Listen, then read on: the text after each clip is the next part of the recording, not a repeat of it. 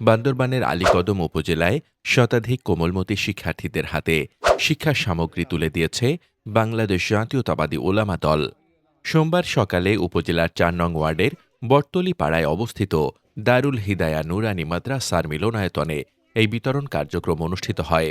আলীকদম উপজেলা ওলামা দলের এই উদ্যোগে আয়োজিত অনুষ্ঠানে উপস্থিত ছিলেন সংগঠনটির উপজেলা শাখার সিনিয়র যুগ্ম আহ্বায়ক মাওলানা ইদ্রিস, যুগ্ম আহ্বায়ক মাওলানা মোহাম্মদ আইয়ুব ও মাওলানা আবু সৈয়দ এবং সদস্য কিরামত আলী।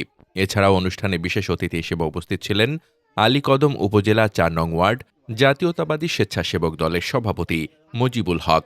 অনুষ্ঠানে বক্তারা শিক্ষার গুরুত্ব তুলে ধরে বলেন, শিক্ষাই জাতির মেরুদণ্ড।